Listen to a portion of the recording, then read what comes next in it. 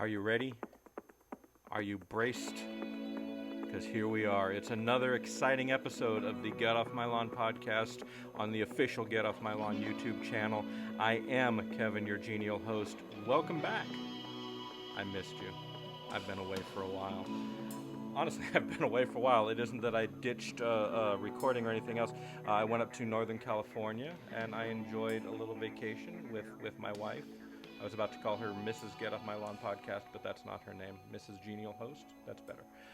Anyway, we had a fun time, and we were away for a while, and now we are back. We apparently brought the heat with us. It's cooking towards, it's 92 degrees as we look right now, so I do have the fan going on in the background. For those of you that listen to this podcast with your headphones, I apologize for the noise of the fan. I know you're all audiophiles. I know you're all listening to this podcast through your headphones. Yeah. All right. So welcome to what would have been season 2 of the podcast. This was the first episode of season 2. We did things a little bit differently in this season. And one of the things we tried to do was something that is known in the industry as cross-promotion. For those that don't know what cross-promotion is, this is when I would have people on my show and promote them. The idea being that they would then turn around and either have me on their show or promote the fact that they were on my show to their listeners, to their audience, and that was how it was supposed to work in theory. Let's talk about how it worked in reality. The 2 podcasts in question that you'll hear spotlighted in the second season, particularly in this episode, is the When Gay Meets Straight podcast and the Philosodorks podcast. Now, I promoted them. I had them on several episodes of this show to promote them. Again, the idea being, A, I liked them. They were good guys, good people, and I enjoyed having them on the show. But B, I wanted them to then turn around and promote me to their audience. That's cross-promotion. From the moment we recorded for my podcast, neither of the other 2 podcasts produced any additional episodes. They literally did no cross-promotion, so it became one-way promotion, which is fine. I'm a genial guy. I promoted them. I like them. You'll hear them. Hopefully you'll enjoy them. The When Gay Meets Straight podcast was a podcast featuring 3 guys, the premise being 2 of them were straight men, 1 of them was a gay man, and they talked about all manner of things and had a good time doing it. It was just 3 guys talking. 1 of them happened to be a gay man, and it was entertaining. And I wish I could point you to it or link to it here in the YouTube channel, but they didn't produce any more episodes after we spoke. The other podcast was the Philosodorks podcast. It was my longtime friend Rich and his wife Jessie, and they worked together on a podcast where they took complicated concepts of philosophy and tried to boil them down into something that was simple and entertaining for the common listener. Again, good show, good people. Didn't produce another episode after I recorded with them. So I don't know if I murdered their podcasts. I don't know if once they heard me on my podcast with them, they're like, well, we can't top that. We might as well not bother. But in terms of cross-promotion, didn't happen at all. Not even a little bit. Nevertheless, I am pleased to host them on this particular channel here, even though, again, I can't actually direct you to listen to them because they're not podcasting anymore, at least at the moment. One of the men from the first podcast, the When Straight Meets Gay podcast, is Michael Colomb. He was a guest on my podcast individually. He continues to write independent movies, mostly horror films, and do photography and some other things, so you can find him online. And yeah, but no, not their podcast. So sorry about that. Our guest today is one of my favorite comics. It's a guy named Craig Shoemaker. Some of you might know him from his sort of alter ego, the Love Master. And that was my bad impression of him. I can't do it because I don't have the deep resonating voice. Neither he, both he and my announcer, Craig, 2 Craigs, have a much better resonating voice than I could ever hope to have. In fact, why aren't they hosting this podcast now? Maybe that's why the cross-promotion didn't work. Anyway, so you're going to hear it. It was a unique experience because what we did, and this time I'm not talking about the royal we. This is my producer friend Craig, who's also the host of the announcer of the podcast. He and I both went backstage to the Irvine Improv where Craig Shoemaker was going to be doing stand-up that night, and we recorded him in his green room as he was prepping for the show, and then we recorded him after the show. So we actually enjoyed the show. We went and sat in and enjoyed the show while it happened, and we sort of broke down the show, what it meant to do the show, how he was going to change it, some things that worked, some things that didn't work. And so from a perspective of this podcast being about writing and the process, you do get some process in this, as well as a fairly entertaining conversation with Craig Shoemaker himself. So you will hear from our announcer, Craig, because he is in this podcast as a producer, and we do, in fact, give him a microphone to play with. You'll hear from Craig Shoemaker, and you'll hear from a couple of other podcasters that don't have podcasts anymore, and you'll hear from me, your genial host. And if you're really good, if you are a good listener, I'll throw in some wrestling cats at the end of the video, just because cat content, that's what we got to do. So sit back, relax, and enjoy this episode of the Get Off My Lawn podcast. Here comes that theme music now. See ya. It's the Get Off My Lawn podcast for the week of July 30th, 2017. On tonight's program, you'll hear comic Craig the Love Master Shoemaker say, I said, yeah, I'm going to be on camera all night. Some guy's going to be watching me. And he's 7 years old. He just turns to me and goes, moon him. I thought that was awesome. Plus, you'll hear from the Straight Meets Gay Gang, the Philosodorks, and film critic Tim Brennan. I'm your announcer, Craig, and here's your genial host, Kevin. Thank you, Craig, and welcome back, one and all. It's a big show this week. We've got comedian Craig Shoemaker, and considering you get this podcast for free, that is already too much entertainment. But, as they say, but wait, there's more. Seriously, please wait while I take a sip of my vitamin water. Brian, can we have a little beverage music, please? The wonders of post-production. Anyway, I'm partnering up with a few other folks to bring you some weekly features I think you'll enjoy. I hope you'll enjoy. You better enjoy, and that's in order. By day, Michael, Trey, and Richard work in film production. By night, they dress in tights and capes and host their own podcast. Not sure why they feel the need to wear the tights and capes, but I try not to judge. In any event, I've asked them to spend a few minutes each week kibitzing, kvetching, and any other applicable Yiddish phrases. This week, they will answer the age-old question, how gay is Hollywood? I should point out at this point, the title of their podcast is When Straight Meets Gay. But wait! Act now, and at no extra cost to you, I'll throw in Rich and Jesse, who will drop some serious knowledge on you with a resounding thud. They host a podcast called Philosodorks, so each week we will try to dissect complex philosophical ideas and terms with varying degrees of success and sobriety. But wait! That's not all. Tim does not have his own podcast. Yep, he's the one. The last holdout. But he is a film critic, so he's going to hip you to what's new on the big screen. This week, we may or may not be discussing Scarlett Johansson's ass. So don't wait. Call now. Operators are standing by. Okay, that last bit didn't make much sense, but what else is new? On with the show. No headphones? Okay. We're not taking calls. This is good? All right, beautiful. I like to hear myself talk. I hear you. We are rolling. Fantastic. Yeah, we did a little thing just before you came in because we weren't sure if we were going to get you, so we did a little live in the green room. You did? Yes. Well, they said you were running late. We're like, how late is late? Are we live in the green room now? Are we live on? in the green? We are in the love seat. It's a pink room, actually, with the love master himself. With 3 dudes, that sounded a little weird. Well, 2 of them from the Inland Empire.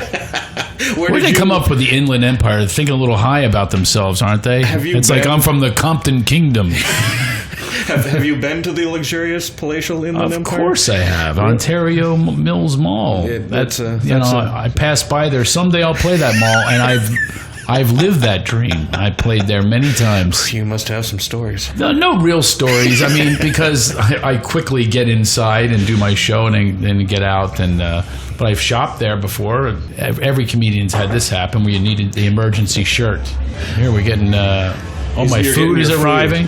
Hey, how's it going? This is happening in real time. This is all happening in real time. This is fantastic. Whoa, and he's a vegetarian. I got a big old... Yeah, so this is the sandwich without the bread. Couldn't they just serve a steak? Couldn't that happen? We'll talk to the people here. That's what I had them do. Okay. So if you hear any chewing sound out there, be a hell of a podcast. Thank you, guys. We can make it into a culinary podcast. Yes. I'll let you know how the food is at the Brea Improv. So what brought us together?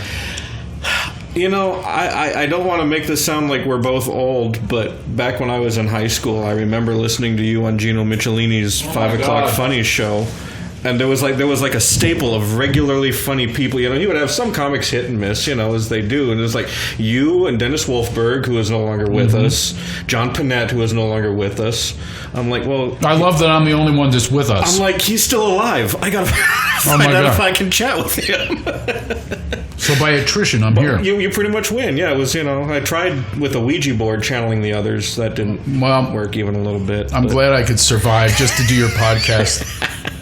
It's a highlight. One of the things I wanted to ask, and I've asked a couple of comedians this kind of basic question, is you know, you've been at this longer than a week or two. What's changed? What is the biggest? Is it better? Is it worse? It's an interesting question. Probably I'll use up all our time answering the question. But you know, part of what's changed is obviously how we promote. There were no podcasts. I come from an era where you put a poster on a tree. You know what I mean? Like, you had to have a staple gun to survive in the business. Or I was the first one with a fan club, and I would do postcards and put a stamp on a postcard. And that's how I developed a following, and that and Gino Michelini and things like that, at 5 o'clock Funnies and being on radio, which that's all changed now. They still play me on 5 o'clock Funnies, but very few people are listening because they're listening to podcasts. Yeah, they've got. So that's why I'm on your podcast, to make up for the people that aren't listening to terrestrial radio. Heck, we're stealing KLOS's audience. Yeah, I like exactly. the sound of that.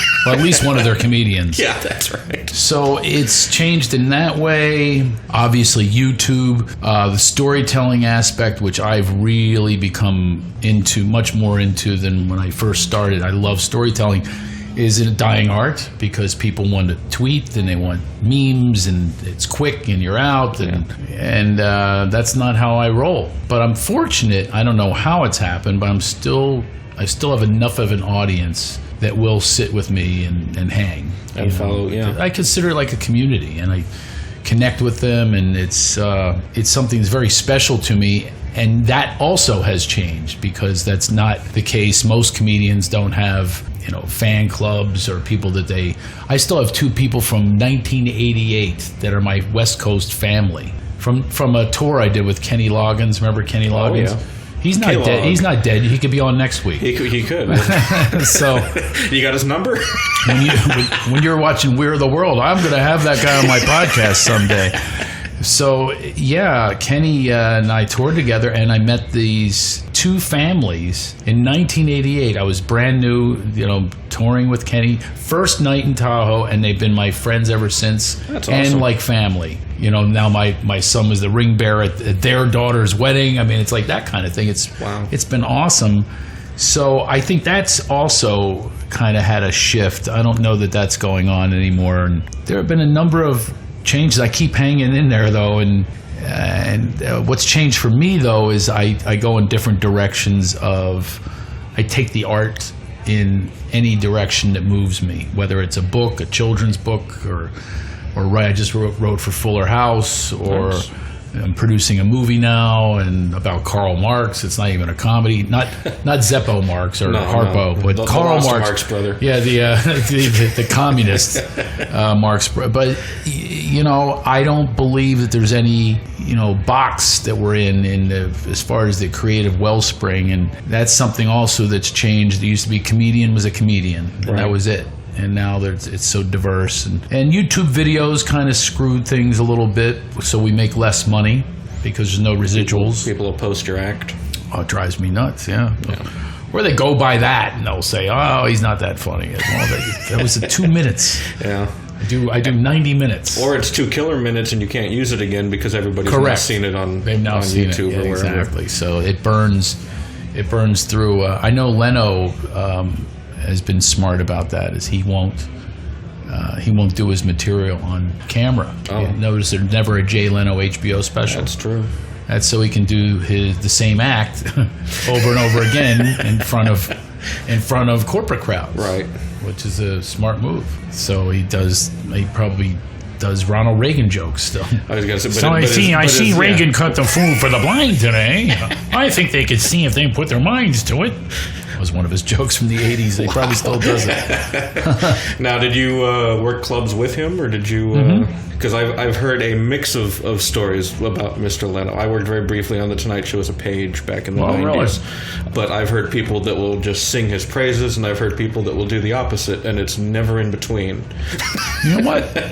I'd agree with that. I'm not asking you where you came down. You don't have to, dish or not dish, as the case may be. But everybody seems to have... I would agree with that assessment. Yeah, he's they've got one opinion of him, and that's, there's no sort of... that's kind of how it has played out. Donald Trump is that same way. There is that too. Are you trying to allege a comparison? Well, I will say this, that people who are powerful, that's usually the case. That could be. I mean, very rarely, in the business, probably across the board, Tom Hanks gets the rep of being a great guy. Yeah. I don't think I've even heard the contrary. But if you get into a position, I've heard it about me. I've heard I'm a douche. One guy, Frank Caliendo. Got my tweet. you said that? Frank Caliendo, I'll never forget it. I was kind of talking to a number of comedians at the Montreal Comedy Festival, which is wild because because I headline, I don't get to see people. So This is like summer camp. He was just staring at me. He was unknown at the time. And I finished talking to everyone. He was pretty quiet. All of a sudden he turns to me and goes, I always heard you were an asshole. And I was okay. I don't know how to respond to that, but I said, well, yeah, I could see how some people would say that.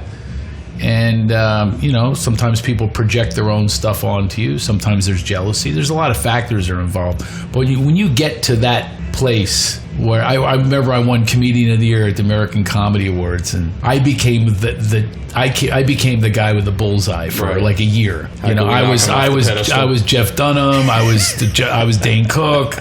Not on their level, obviously, but that was the year that I won the award, and it was the loneliest night of my life. I had this trophy in a limousine they gave me, and the limo driver, I was alone. The guy goes, where do you want to go? I go, I don't know.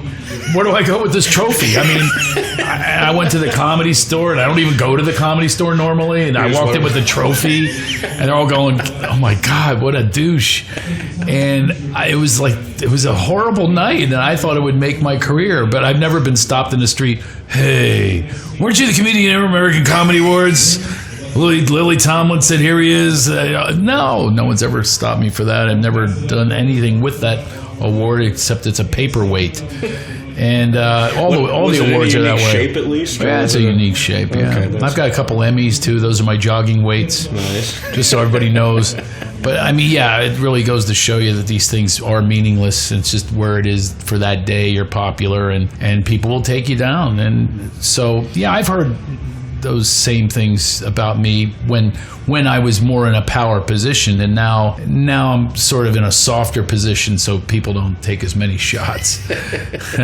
Yeah, it could be something to that. Well, I think it is the case when people have two choices. They can either turn their heads to the egomaniac, of which they probably even thought I was or whatever, or you embrace it and become emperor's new clothes. You can become like that, like happens with, I think, in politics and government and power positions. People sort of turn their heads to the truth a little bit too. Yeah. They're not going to go tell them off because they'll lose their job. That's how some people are. I don't want to tell truth to power. No, nobody wants to do that. Well, now I do. Yeah, I was going to say.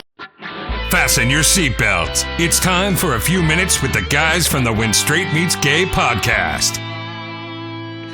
All right. Well, to start this off, let me have you guys kind of go around the room, for lack of a better term, and each introduce yourselves by name. Give us a 10, 20-second biography of yourself, and I don't know, tell us your favorite form of cheese or something. My favorite what? Favorite cheese, favorite beer, favorite hooker, I don't know, whatever. That's literally like Michael's favorite things in order. You don't even understand. I will actually eat cheese while sitting with a hooker watching a movie.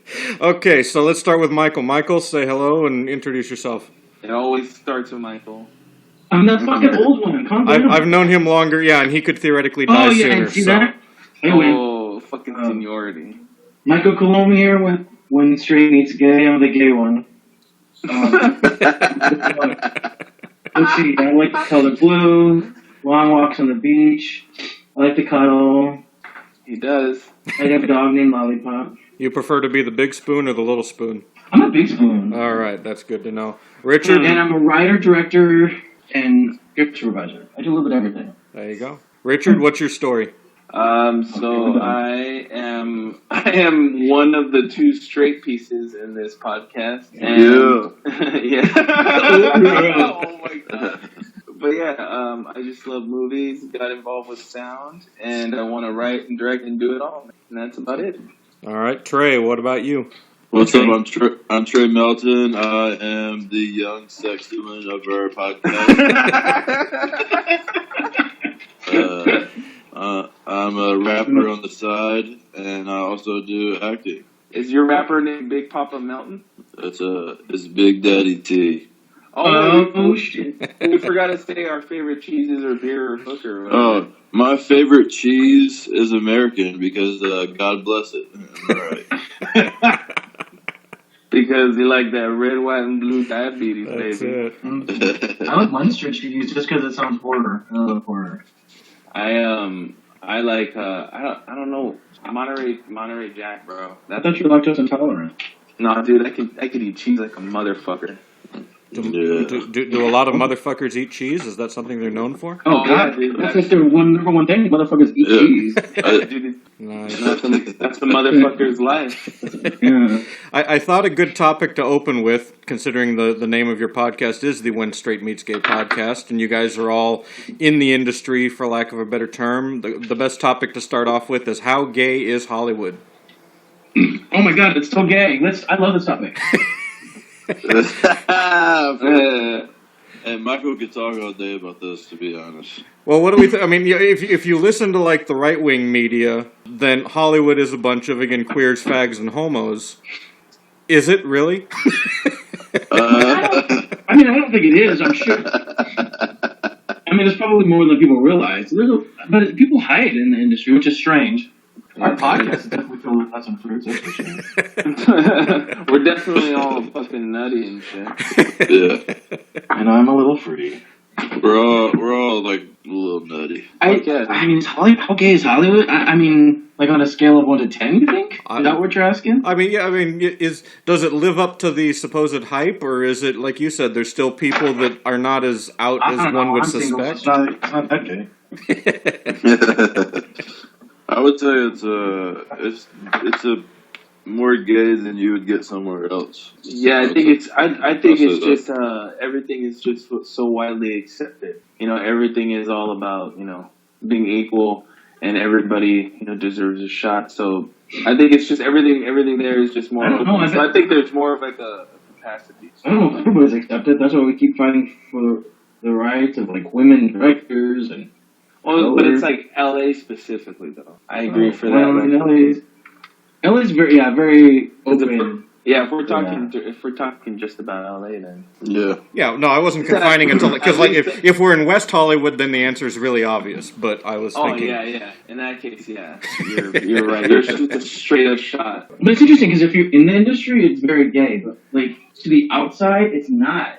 yeah. Like, there's probably a lot of celebrities that we've worked with or met that are gay that can't be gay because perhaps like Middle America or people from North Carolina don't want them to be. Right.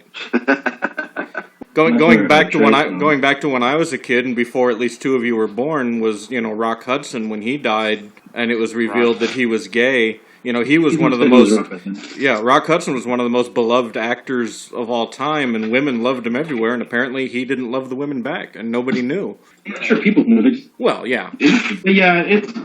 Yeah, and then people are surprised, like, oh my god, and they're almost like offended because he was, like, God forbid he be gay. He was like a sex symbol. Yeah, like he'd somehow done something to them, and I don't know. Yeah. I remember having this conversation with my mom a few years ago, and she's like, I can't believe Ricky Martin's gay. He's so good looking. I was like, Mom, that should have been your first rule. Seriously, like, go to West Hollywood. You'll see 20 other ones that look just like him. Well, yeah. A couple months ago, Barry Manilow announced he was gay, and this came out as a surprise to absolutely nobody. But yeah. I mean, it's like my I mom think is I'm surprised we waited this long. Yeah, my mom is a lifelong Barry Manilow fan, and she knew. Yeah, dude. Yeah, my dad used to call him barely man enough. Go ahead. All right, well, so that's our introduction to your podcast. So how often does your podcast go? I'll let Richard talk. He's the one in charge. Dude, no, dude. All I do is just organize the stuff. Michael's the personality, bro. And then Dre's just the sexy that comes in and he just gets that, that sexy chocolate and smothers it all over the radio waves. Yeah. It sounds like nobody wants to take credit for this. It's for legal purposes, Sure. bro. Yeah, it's just so we could disconnect at any time. All right, folks. Well, there's your introduction to the guys. So tune in next week for more of them. Yeah. Do it. WFMGpodcast.com. And you can find us on Instagram and Twitter at MSG Podcast.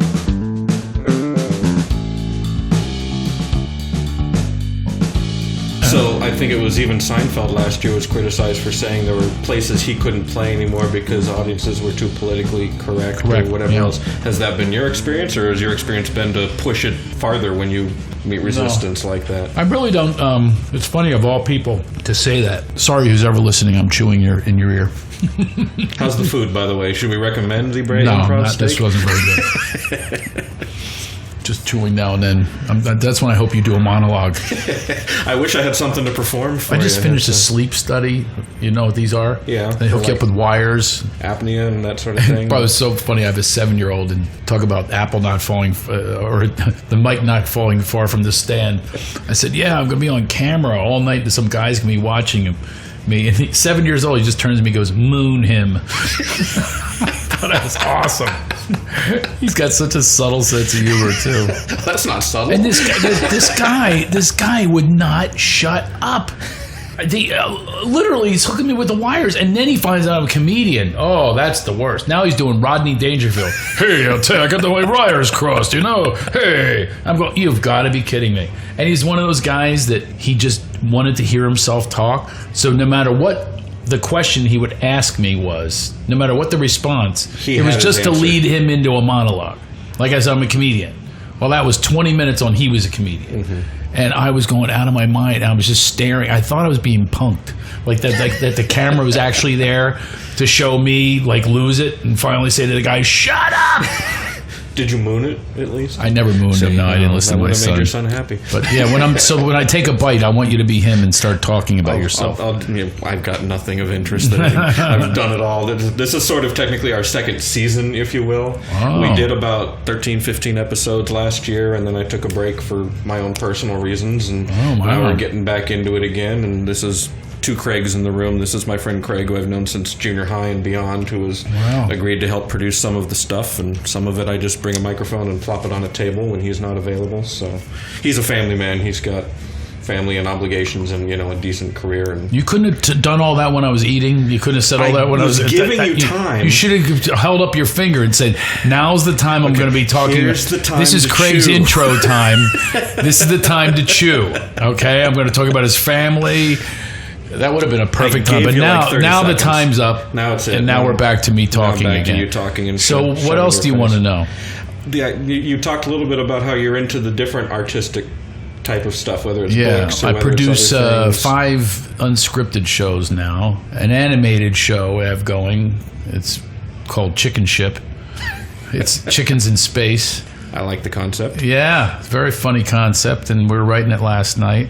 I really can't stop right now. It's kind of like listening to this creative force and just wherever it manifests. Who predicted that Fuller House would actually be the hit it managed to become? You said, I predicted that. Absolutely. The people that, because you realize that it's generations. It's clean. Sure.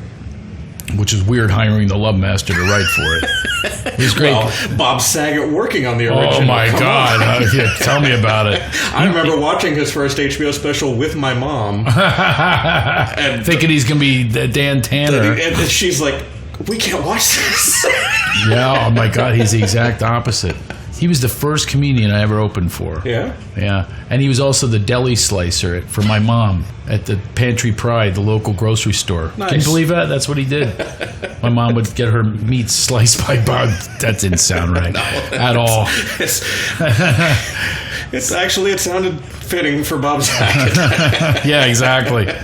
Yeah, he also went to my college, Temple University. Bill Cosby went there too. We got to take him off. They're going to be chiseling his name off. I know they already are. Oh, jeez. Well, I guess the joke that was going around Twitter is he's been renewed for a second season now that they decided to retry him. I'm like, okay, geez, that's unbelievable. I'm a certain conflicted. Like one of my favorite series growing up was I Spy. He and Robert Culp I thought just did a really cool show. I've got all the DVDs and whatever else. And I posed this question to people on social media not too long ago. You can chew if you want to chew now, but hurry up. But I thought, is it okay to like somebody's work before they became a douchebag? Before they hit that moment when they decided to be whatever it is douchebag. We want to make sure for the lawyers that it's all cleared away. You can ask the question again. Like, repeat the question. I say, as we're sitting here, we'll back end it. We're sitting here talking with Craig, the Love Master, and Shoemaker, not Schumacher. Not mocker. Drives me nuts. You take your shoes to a shoemaker. You make shoes. You don't mock shoes. Well, Crocs, you can mock Crocs. Yes, those are not shoes. No. You know what the holes are for? So your self-esteem can slip out. I can't believe I actually wore those things. I still have a pair because I don't care anymore. But Bill Cosby actually, back then, when you were watching I Spy, did a bit. Did you ever hear it? He did a bit on Spanish Fly. Did he? Yes. There's a Spanish Fly, you put it in a drink and then they're all over you. I mean, he did a whole thing on it. Like basically predicting and saying, right. You mean to tell me I could put a thing in a... He did a whole thing on date rape. But because it was Bill Cosby at the time, nobody thought, he's really doing this. They thought it was a comedian. He was really doing it. He took it further. So that's your answer to that. So no, you got to throw out all your old DVDs now. Burn those now of your I Spy. Man, you can't win. You can't win. You never know who anyone is. That's true, and it's except for me. I will always tell the truth. So go ahead. How's the podcast going so far? This one? Yeah. That was a good truthful one. It's both. It's been a little chewy. Sure. Like the meat. Well, I don't want to take up your entire pre-show time here. I know, and for people that think we're making this up, he walked in the door, we hit record, and started. Well, you took time to pee. I mean, let's be clear. And I opened up my bottle of water. I mean, really, that's when you heard the waiter and waitress bringing his food, this is all happening. He is 15 minutes from showtime, something like that. Yeah, but the problem is, I mean, normally I could care less, but I haven't worked in a month intentionally. I love it, not working. So was it just the sleep study that led to that? No, I do 90 minutes on stage. I don't know if you're staying for the show, right? Oh, yeah. Good. We're going to bootleg it on YouTube. Oh, this was I know how this is how people get in free to shows. They go, Craig, we like to do a podcast. And then you just bring a couple fake microphones. This isn't even being recorded right now. No, this is It's your neighbor, Craig, you've known since junior high. He said, Craig, let's go see the Love. He's the only remaining 5 o'clock funnies guy alive. I don't even know if Gino Michelini's still alive. He is. I just thanked him on Facebook the other day. Oh, nice. I said, you made my career in L.A. And he said, well, it took your jokes. You had to have good jokes. I had some funny things happen from the 5 o'clock funnies. These people actually met because of me. They had an accident, and the guy wouldn't get out of the car, or the woman wouldn't get out of the car, and the guy goes, "What are you doing?" And she kept laughing. She wouldn't get out of the car. She goes, and he says, "Are you laughing at Craig Shoemaker?" She goes, "Yeah, I'll get out when he's done." And they ended up on a date, and they came to my show. They met from a crash. Yeah, it's not bad. And then someone here, we're in Brea. Someone else sent me a photo of a child that was conceived in the parking lot of this Improv. And because every guy goes home and tries to be the love master. Sure. And which he is didn't great. even make it home. He was in the car. Didn't even make it home. In the car. Yeah, baby. That's a stick shift right there, baby. Oh, yeah. Babies have been born. So this is a pretty cool career. This is, it has a lot of adjuncts, including fertility clinic, apparently. Well, I will let you get to your pre-show rituals. So this must not have gone well. You're rushing me off now. No, we're. I mean, we can sit here and talk, but I'm looking at the clock and feeling nervous for the people out there. I don't want them to. Do you want to do it first time in podcast history that we'll pick it up after the show? Sure, we'll do a review. We can review your show. Yeah, we don't get reviewed. That pisses me off about comedy. I know. It's so disrespectful. People will talk about movies. Everybody gets we're the director, the producer, the writer, the choreographer, and the performer, the actor. How come we don't get reviewed? We'll do it. Nobody cares about comedians. Like TMZ, they won't say, Ray Romano here at the airport. Oh, there they are again. No, go away. You're bothering me. Ray Romano. Too much time with Ray Romano. Are those twins his? You don't see that. Nobody cares about comedians. I would watch TMZ if Ray Romano were featured in every episode. No, it's always like somebody like a reality person that screams it. Yeah, exactly. That's who people are interested in.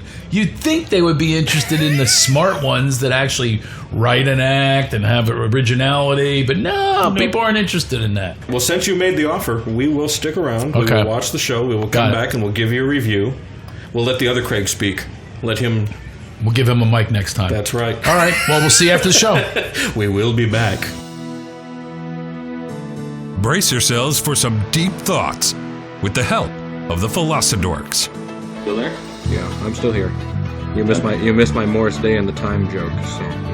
Oh, I did. Morris Day is a motherfucking.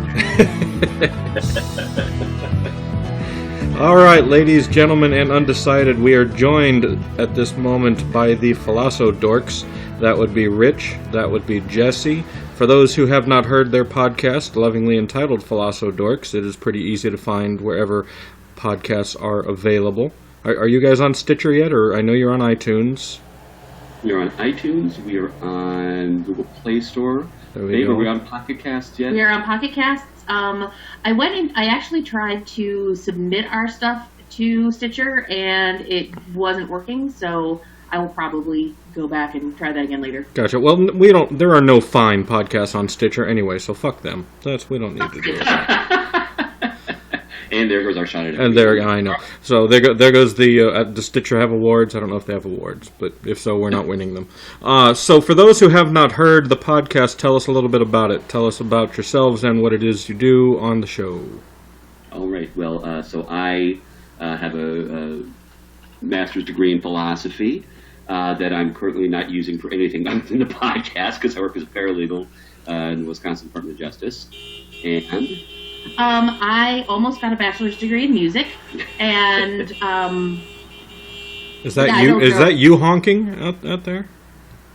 Honking. Neither of us is honking. There was a horn honking. That could be me. Honky honky. Okay. So Rich has a lot of education, and Jesse has no education. Is that what we're saying here? I have a moderate amount of education. Okay. I'm technically 6 credits short of my bachelor's degree, and that's because I got mixed up about how many credits I could have in one department. It's a whole big long story. But math is hard. I get it. I basically have a bachelor's degree, but not really. But see, Jesse, you provide a valuable resource for us here on the show, and it is something that I've been trying to fight in terms of who I'm booking and how I'm trying to find people. But we are, as they say, a sausage fest here on the show. We have an abundant amount of machismo, and so I'm not going to say that you represent all of femininity here on the show, but you kind of do. So welcome to that, and yay for you. Well, I'm pleased and honored to be your token woman. It isn't by choice, like I said. And it comes down to, and this is my criticism of the fairer sex, is I approach people to interview them. They agree to interview. We schedule times and we sit down and we talk, and that's that. At least that's how it goes.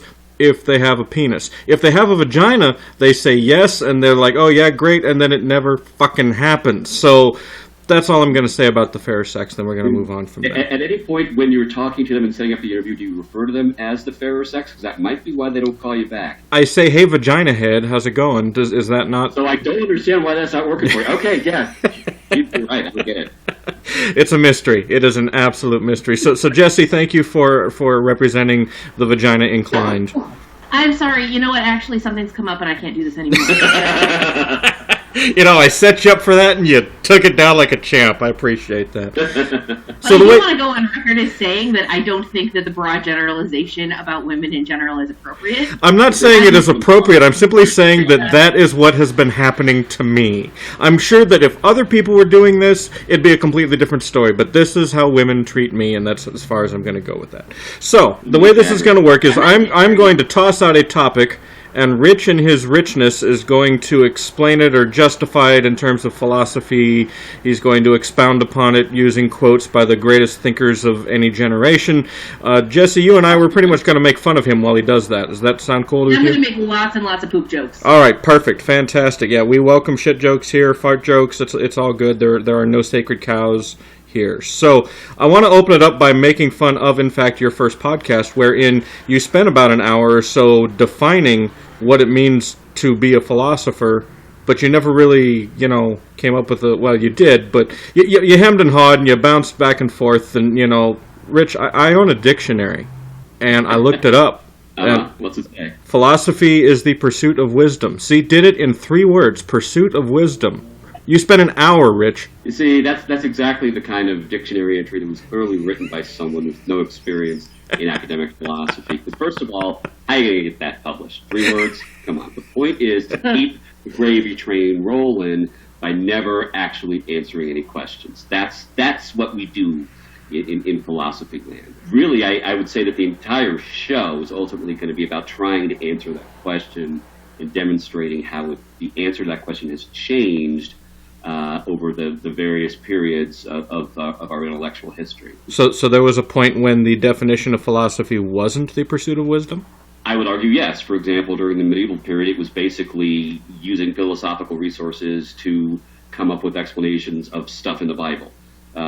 So that was not so much the pursuit of wisdom, because it would have already, for one thing, have been sort of, what's the word I want to say here, blasphemous, to assume that human wisdom was the thing to be pursued. In fact, what they wanted was revealed truth, but they wanted to reconcile that, what they found in the Bible, with what their eyes, ears, and brains told them about the world around them. And that's what philosophy was for several hundred years. So is philosophy now currently the pursuit of wisdom? At the moment, it's the pursuit of tenure-track employment, which is... That fucking checks out. Which, like wisdom, is incredibly, incredibly difficult to procure, if not impossible. It is a lifelong pursuit, which is why I'm kind of not in that particular rat race anymore, at least for now. That and PhDs are fucking expensive. Also, yes. So is this the first time in the 30-plus years I've known you, Rich, that you're not actually going to school and studying something? That's probably correct. Having just completed my paralegal diploma, really all I'm doing now is drinking, paralegaling, and podcasting, and well, we're not really podcasting though. Yeah, because we launched on the 5th, and we haven't done a goddamn thing since then. Yeah, I'm here to help promote your podcast, and you haven't done a podcast in forever. So this is going to post the weekend of July 30th. So you have that long to get off your ass, start drinking, and start recording. That's basically what it is. I don't know. Hang on a second, I'm going to take a sip of whiskey. Wait a minute. Last night you messaged that you had consumed all the whiskey. I may have understated. Yeah, see. Yeah, that was an exaggeration. Yeah. And that's the sort of thing that pisses me off about you philosophers. You think you got an answer, and then it turns out you ain't got shit. Which is how other philosophers continue to get work, by saying how the philosophers before them didn't know about him. Welcome to academia. And welcome to our little 5-minute segment with the Philosodorks. That was Rich, that was Jesse. Where can they find you? How can they find you? Can they knock on your door? Jesse is a marketing genius in this family, so I'm going to have her tell you all that stuff, because I always forget to mention something. And you always get the email address. And I always get the email address. It's not a criticism. I'm a big picture guy. I'm not a details guy. Bullshit. Jesse, take it away. Poop joke. Okay, you can find us at philosodorks.com. You can find us on iTunes, Google Play, anywhere else that fine podcastery can be procured. You can find us on Twitter at the Dorks. No, not the Dorkscast. I'm thinking of my old podcast. You can find us on Twitter. Well, I'm glad I sourced this out to you, babe. You're crushing it. Yeah, she's doing a great job. I will cut you with a knife. She will. You can find us on Twitter at Dorkscast. also Instagram and Facebook.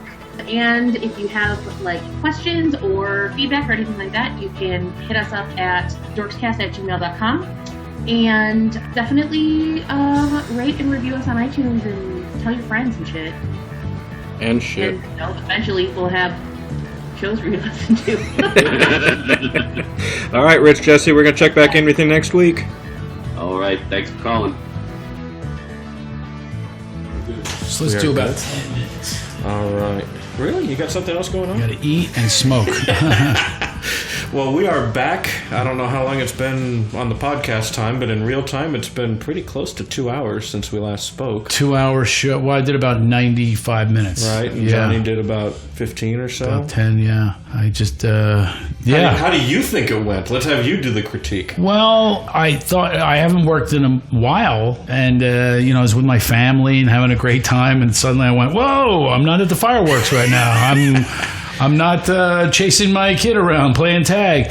All of a sudden, I'm in front of all these adults, and it was pretty fast, riding the bike kind of thing, getting back in, and I thought it went pretty well. I did some new stories and things I haven't done on stage before, and I always like to do that. Was the Little League story a newer one, or is that one that you... The Little League. The Geoff. The Geoff. Oh, Geoff, that's been a little while, but that one. No, the Jennifer Grey story, and that didn't go as well as I thought it would. It was funny because I think it was a funnier story than they gave it sort of like a little, like a the reaction. Last time I saw her, there was a short-lived sitcom called It's Like You Know that was done by the Seinfeld creators. Oh my God, yeah, that was a while ago. Yeah, and I remember at the end of it, she did a fake American Express commercial that was a joke on her nose. Where she's like, "Do you know me? After a botched nose job, you don't." And that's what made me think of that. But that's...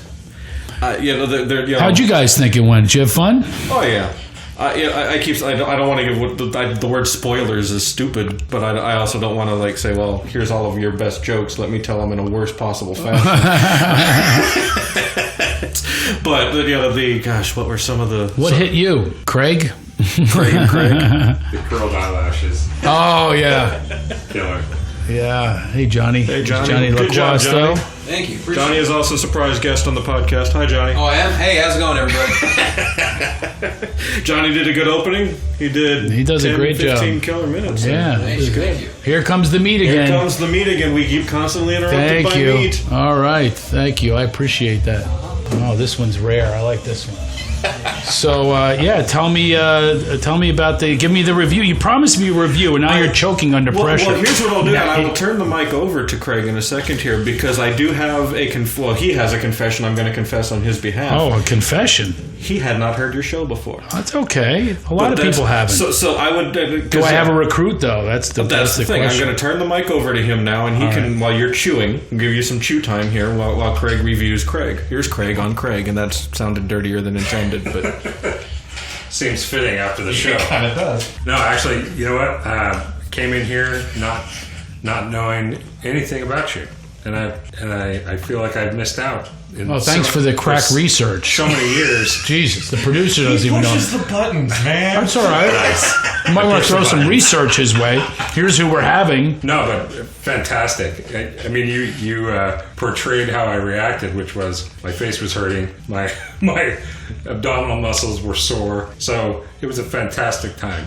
Truly I love it. Time. And don't you think we need more of that in this country? Man, well, yeah. Seriously. Hey, by the way, you guys caused an ad lib. Did we? I ad libbed the Ray Romano thing. It was good. It was very good. So I'm glad you had fun. But and the thing is, what I'm finding that you asked me about changes. Another change that's going on is people built dens. They used to have a crappy TV with an antenna with aluminum foil. Now they have caves and they stay in the cave instead of going out and they watch you on Netflix and free.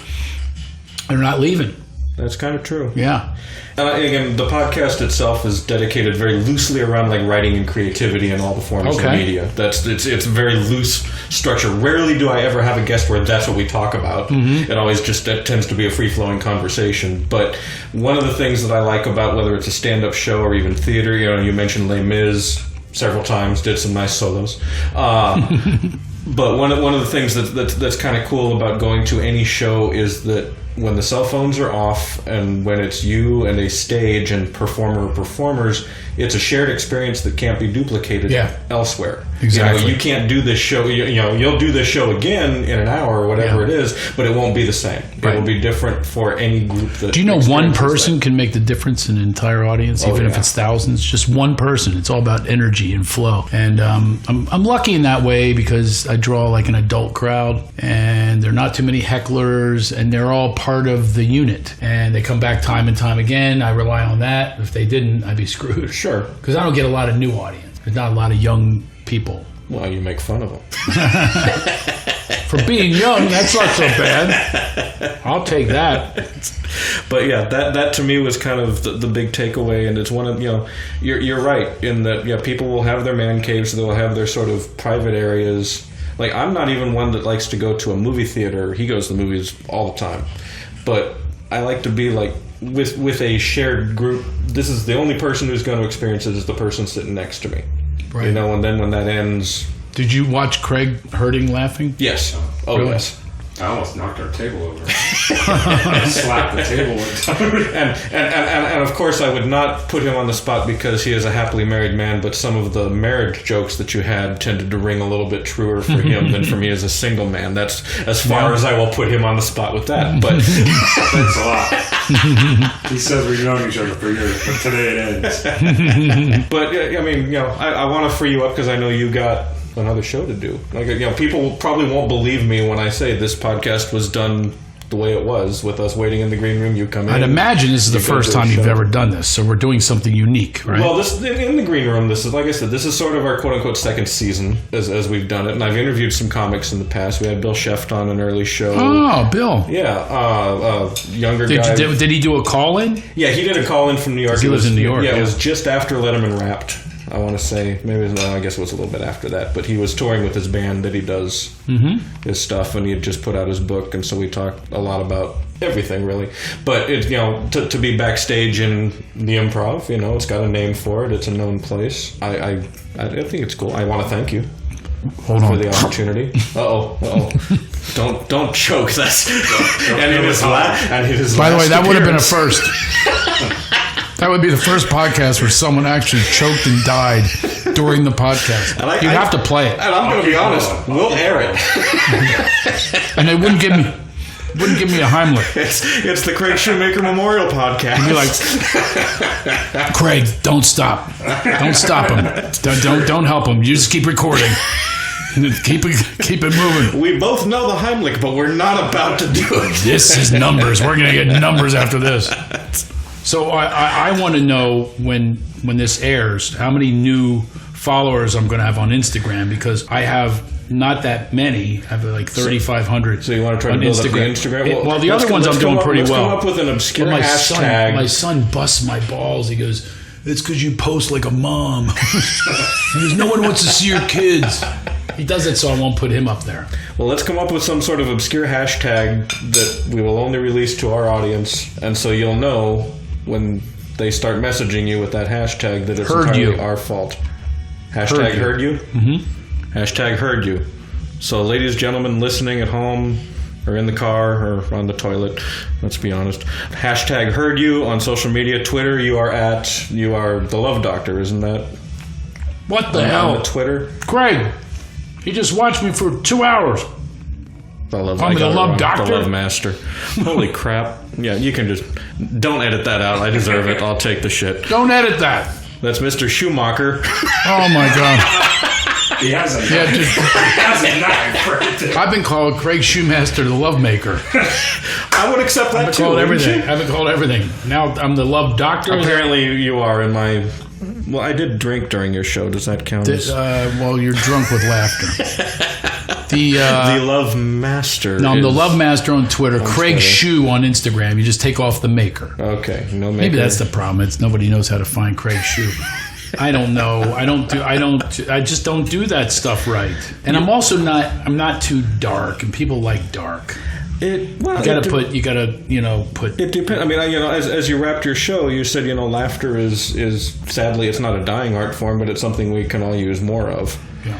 And there are some comedians that I follow on social media that you're right, they get pretty dark. They're not funny on social media. They're doing whatever commentary or whatever they feel like they want to do. But most of the comedians I follow, I do like to just click in, find a laugh or two, click out. I don't need the people on Twitter that will do a 20-tweet long dissertation about, could be something I'm interested in. That Twitter's the wrong place for that. 140 characters. I spent half my life abbreviating. I spent half my life learning how to spell. Now I'm learning. The next half is learning not to spell. Yeah, and one of the things that'll put me off of somebody on Twitter is when they start a post and then you see that little one with like the backslash, which lets me know, oh shit, they're going to be going on for a while. Oh, is that what that means? Then the next one ends 2 and a slash, and the next one ends 3, and this will go on, and they'll give what should be a book. Oh, so that's what I do. Oh, I don't know if that's what you do, but that's... I need to know this because yes. on Facebook I do long blogs. That's where it's supposed to be. Is that where it's supposed to be? That's other than my son goes, that's for old people. Facebook's for old people. I hate that. Who do you draw? Who am I going to have here? I know. On Facebook, I'm Craig Shoemaker.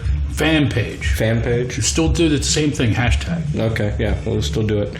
And I want to know if this was worth my time. Me too. If it's not Craig, my other Craig, we're going to have to create some dummy social media accounts to keep him happy. I think so do you have any final questions that are like really provocative and I actually say that you knew who I was? Before coming here, I tossed out Gino Michelini. How much farther back do you want me to go with you? I try, in terms of just what is centered around what we talk about, I would say, what can you think now? What you're going to change in the next show? Based on what you experienced now, this first show. Most stuff. How does that process work? Where you kind of finish up a set and then go. You see all my notes here? Yeah. I have notes from the 80s. Look at that. On my college notebook. Still, because I have a photographic memory, but I don't remember fonts. If it's written on, if it's typed. If it's typed. Yeah. So I write it like that. So on stage, that's why I was remembering things on stage. Like I've got little notes here. So I'm going to go over that and then try to do some of the newer stuff. Put in, bits and jokes and different nuances and stuff like that. So it'll all be different. I hope.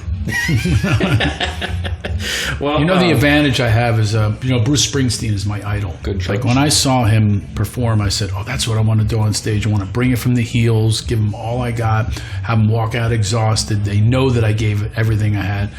And tell the truth. And that's what he does. I remember he did interstitial stuff that was like, he would tell stories about breaking into Graceland and for Elvis. And I said, that's what I want to do. But the advantage I have is I can change it up. Like I have the Love Master character, but he has to do the lyrics that he wrote. He can't do Baby I'm Born to Trot, suddenly. But I can change the Love Master lines. So that's probably what I'll do second show is throw in. So I threw in some new ones on this one. Chewy Constipated made it with the machine gun. The machine guns. The constipated Chewy. That was the one that put you over the edge? That was the one that lost it with that. That's the very last joke I told, so I don't know what the hell happened the other 90 minutes. Well, here's the thing. If you want to talk about, and by the time this airs, of course, you'll be done in Brea, but I'll make sure and again link to your social media about where you're going to be. This will probably go sometime end of the month here. Okay. But for people who haven't been to your show, how can you top a constipated Chewbacca impression, a Don Knotts impersonation that was spot on? Brilliant. Who walks into a comedy stage and goes, yeah, we're going to do this guy. I know he's been dead a couple years, but... I looped him in the movie Pleasantville. Did you? Yeah. He was sick, so I replaced his voice. I remember the sequence of the movie, him on the TV screen. Yes, he plays a TV repairman. Yeah. So I had to do an impression of him as an old guy, which I had never done. I had only done Barney Fife. Oh my God, they were starting the show. And if you watch the movie and listen closely, it's actually most of it's my voice. Like he circles an apple on the telestrator. It's me going, boom, what do you call that right there, bud? The forbidden fruit here in Pleasantville. It's me doing him as an old guy. Who would ever dream that that's what I end up doing in my life? I think that's our cap. You got a microphone going on in the background there, so I'm going to let you wrap this up. Thanks, guys. Mr. Shoemaker, and I got it right. That is the love master. We're here on the love seat. Enjoy your steak. Enjoy the rest of your weekend here in beautiful downtown Brea. Thanks for having me. It's time for our own version of Siskel and Ebert, only, living. Here's film critic Tim Brennan. All right, are we there? All right, can you hear me a little bit better? I can hear you. Can you hear me? Uh-oh. Hello? This isn't going to go well if we can't hear each other. Can you hear me?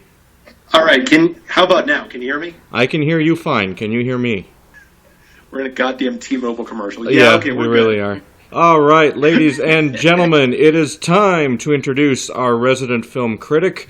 He is coming to us live and direct from beautiful Boulder, Colorado, if memory serves. Tim Brennan, how you doing? Doing all right so far. Thank you very much for having me. All right, we are going to talk film. Before we talk about the specific film, tell the people a little bit about yourself and how you came to become a film critic. So, I am a writer for AboutBoulder.com. That is located, obviously, here in Boulder, Colorado. I've been writing with them for 2.5 years now. It's great. It's a great website. We talk about all kinds of aspects of Boulder, specifically in Colorado in general. I mean, we've got our own marijuana correspondent, which is pretty cool. I like it, too, because I'm able to talk about the big blockbuster releases, some smaller art house stuff, and it's nice to just try and give folks a good wide range of films to talk about. Nice. And today's film, would you consider it a small art house piece or a big budget release? This is leaning towards the bigger budget end of things. We're going to talk about Atomic Blonde, starring Charlize Theron. I can talk about Charlize Theron for days and days and days, but I'll let you do it. You're not the only person. So give us a little bit about this film. What don't we know that we should know? Film is set in Berlin in November of 1989, and it takes place during the week that the Berlin Wall comes down, so it's the end of the Cold War, which I should mention doesn't really have anything to do with the film or its themes or its plot or anything. It's just kind of a cool backdrop. Okay. And an agent working for the British government is killed, and a list, which is called creatively The List, is stolen, and the list has lists of CIA and MI6 operatives, and if they get into the hands of the wicked KGB, then there's going to be all kinds of secret agent shenanigans. All right. Charlize Theron's character, Lorraine Brock, is assigned to go to Berlin and to track down the list. She is also on a mission of revenge because the agent who was killed is her former lover. While she is in Berlin, she makes contact with David Percival, who is played by James McAvoy. He plays a section chief who has a side business in smuggling Jordache jeans and wild turkey. And so she has to make her way through a maze of shifting loyalties, and double and triple and quadruple crosses. Is this based on a book? Is this based on a comic? It's based on a graphic novel called The Coldest City. I have not read it, so I can't really speak to how faithful this adaptation is. But this is one of those kind of films where there's a right and a wrong way to see it. And the wrong way to see it is to go into it and pay very close attention to the plot, because the plot's nonsense. The plot literally doesn't make any sense. And that's because we have this pretty weak script. But instead, it's an Amish furniture movie. And, Amish furniture is made, it's popular because it's well made, it's simple, it's got these clean lines, and it's made with this very intense craftsmanship. And this is a film that is intensely well made. David Leitch is the director, and he's one of the guys that directed John Wick back in 2014. Okay.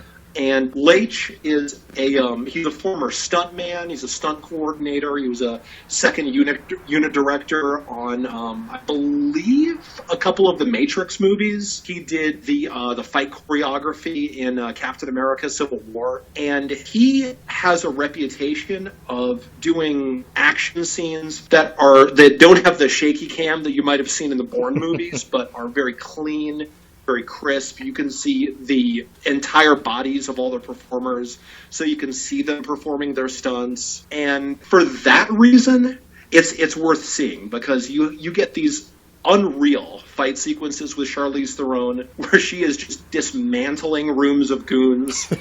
And the fight choreography is beautifully done. It's very intense, it's very kinetic. Can I assume that Charlize Theron is conservatively dressed in? There is a number of scenes where she is very liberally dressed. In fact, and I mean, the three things that this movie is really into is ice, reflections, and Charlize Theron's ass. And if you like those three things, you're going to get a lot of them in this movie. that should be on a poster somewhere. Well, let's see. You're in Colorado, so you don't have like a thumbs up or a thumbs down. How many pot-laced edibles would you give this film? I would say it would get 3 out of 4 pot-laced edibles. Where it's well made, it's fun, it's entertaining.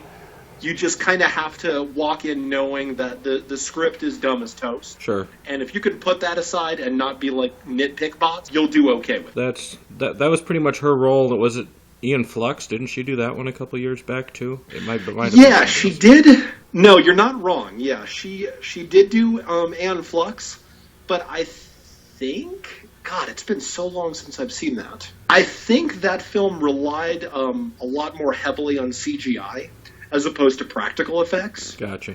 And, she was apparently so committed to this that she ended up cracking a couple of teeth while she was filming it. So. Well, all right. Well, there is our review for this week, Atomic Blonde. Get a couple of special brownies there in Colorado and enjoy it. Tim, I want to thank you. Hope it wasn't too painful for you. The edibles helped. Thank you so much, Kevin. All right. Thanks to everybody here on the podcast this week. Michael, Richard, Trey, Rich, Jesse, of course, Tim here, our announcer, and my friend Craig, our resident musician, my friend Brian. Of course, this week's guest, Craig, the Love Master Shoemaker. Apologies for screwing up his nickname during the interview. Remember the hashtag HeardYou if you talk about us on social media, and please do talk about us, even if you're making fun of me. At least we're getting talked about. We're a up-and-coming, young and scrappy podcast, so we will take any sort of attention, even bad attention. Next week, our guest will be the executive producer and Captain Kirk of the online series Star Trek Continues, Vic Mañana. Their new episode also drops today, same day this podcast is released. Check it out, then join us next week as we talk some Trek. That's all from the lawn at this time. Say goodnight, Tim. Good night, Tim. Now get off my lawn. This has been the Get Off My Lawn podcast, brought to you by Kevin's Bookmobile. Check out www.lulu.com/Marusik for a selection of books authored by your genial host. Buy a paperback, download an ebook, and help support the podcast.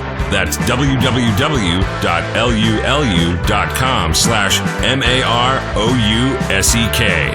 And by our tip jar. Like what you've been hearing on the show so far? Want to hear more? Then help us out by going to getoffmylawnpod.blogspot.com, clicking on the tip jar, and donating to the cause of creativity. No amount too large, no amount too small. That's getoffmylawnpod.blogspot.com. Follow us on Facebook or Twitter at getoffmylawnpod. Check out our SoundCloud at Get Off My Lawn Podcast, or subscribe to us on iTunes for the latest episodes. Questions or comments, or to suggest a guest, our email address is getoffmylawnpod@gmail.com. The theme was written and composed by Brian Weideman. Check out his music at www.worldbride.com. That's WORLDBRI.com.